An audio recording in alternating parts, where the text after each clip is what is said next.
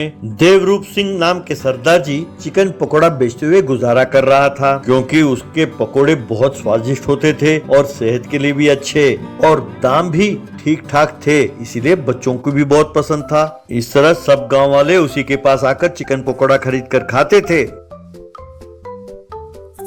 एक दिन poultry farm का मालिक गणेश अपने दोस्त जिगर के साथ वहां पहुंचा।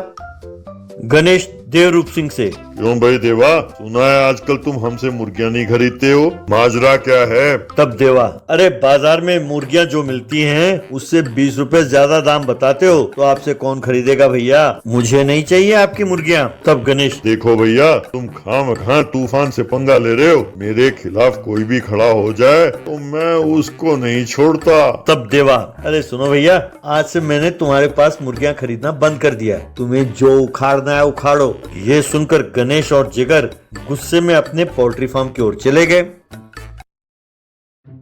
वहां जिगर से गणेश, यार उसकी ये हिम्मत कि सबके सामने वो मेरी बेइज्जती करे, उसे सबक सिखाना होगा, उसे मेरे सामने आकर गिड़गिड़ाना होगा। तब जिगर, अरे भैया, उसे भी तो धंधा करना है, अगर उसका मुनाफा आप ले लोगे तो वो अपना गुजारा कैसे करेगा, जरा सोचो तो सही। तब गणेश, ये क्या तुम मेरे आदमी होकर उसकी तरफदारी कर रहे हो?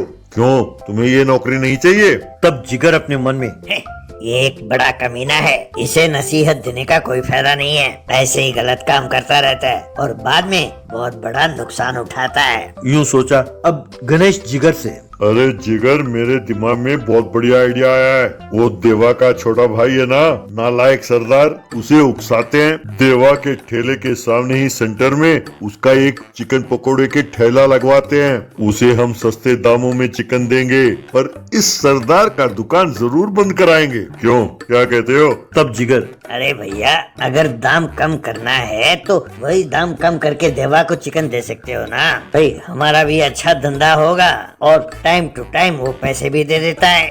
गणेश, अरे जा जा, चुप हो जा, यूं बोलेगा जैसे सब कुछ पता है इसे, हैं? पहले चलो हम उसके भाई के पास जाते हैं। यूं गणेश सरदार के पास गया, जो अपने दोस्तों के साथ एक जगह दारू पी रहा था। वहां गणेश ने सरदार जी को अपना पकोड़ा सेंटर खोलने के प्लान के बारे में सब कुछ बताया। ये सुनकर सरदार, अरे वाह, ये तो आइडिया बहुत बढ़िया भैया, आप तो भगवान के रूप में आए हो। मैं भी बहुत दिनों से इसी ताक में बैठा था कि कब मैं अपने भाई को शिकस्त करूं, पर क्योंकि गांव वालों को उसके बनाए हुए पकोड़ों का स्वाद बहुत अच्छा लगता था, मैं समझ नहीं पाया कि क्या करूं, और मेरा सारा परिवार उसकी प्रशंसा करते हैं और मुझे निकम्मा कहते हैं। तब गणेश, अरे इतना ना सोचो भैया, ये तो सिर्फ चिकन पकोड़े हैं ना, इसमें क्या होता है, बस चिकन के पीस, मसाले, नमक, मिर्ची, गरम मसाला, अंडे, कॉर्नफ्लोर, बस। सुनो, एक महीने के लिए हम कम दाम में चिकन पकोड़े बनाकर बेचें तो लोगों को उसकी आदत पड़ जाएगी, बस तुम्हारा भाई दुकान बंद करके चला जाएगा। ऐसा करने के लिए तुम्हें किन चीजों की जरूरत है, जरा मुझे बताओ, मैं प्रबंध कर दूंगा। कहकर चला गया। अगले दिन देवा के दुकान के सामने ही सरदार ने भी चिकन पकोड़े की दुकान खोला।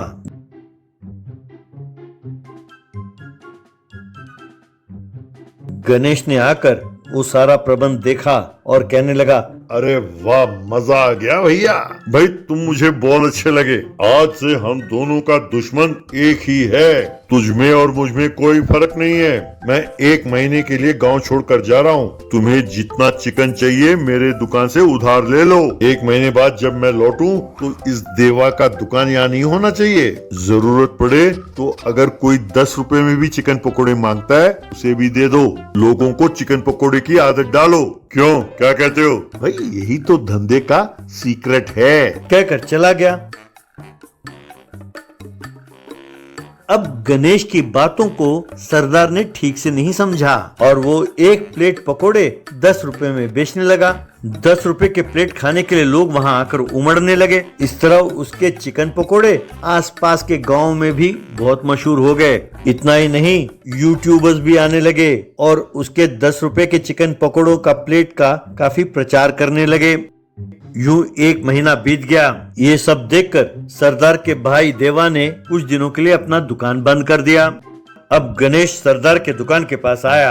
अरे सरदार, ये तूने क्या कर दिया? मैंने तो तुम्हारे भाई की दुकान को बंद कराने के लिए कहा था और तुमने मेरे पोल्ट्री फार्म से सारे मुर्गियां गायब करा दिए और किराने की दुकान पर मेरे नाम पर तूने 50,000 का उधार किया। तुम तुरंत उन मुर्गियों के और किराना सामान के पैसे भरो। तब सरदार, क्या पैसे भरूं? अरे तुम्ही ने 10 रुपए चिकन पकोड़े बेचने के लिए कहा था। अरे भैया, तुम्ही ने तो कहा था कि हम दोनों का दुश्मन एक है, तो वो सारे पैसे तुम ही भरो। तुमने जैसे कहा था मैंने वैसा ही अपने सगे भाई के खिलाफ जाकर पकोड़े की दुकान खोला और उसका दुकान बंद कराया। अपने पास जो थोड़ा बहुत माल बचा था आज खत्म हो गया। अगर कल से दुकान चलाना हो तो और सामान चाहिए, तुम तुरंत चिकन और बाकी सामान भेजो।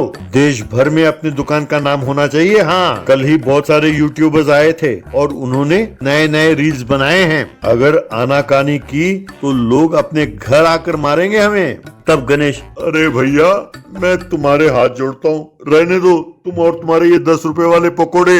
अब YouTube में तुम्हें मशहूर करने के चक्कर में मैं अपनी सारी संपत्ति बेच डालूं। दफा हो जाओ यहाँ से, मैं ये गांव छोड़कर जा रहा हूँ। कहकर वो गांव छोड़कर भाग गया। तब सरदार, बड़ा आया था मेरा और मेरे भाई का लड़ाई कराने, अब चुकाओ सारा उधार।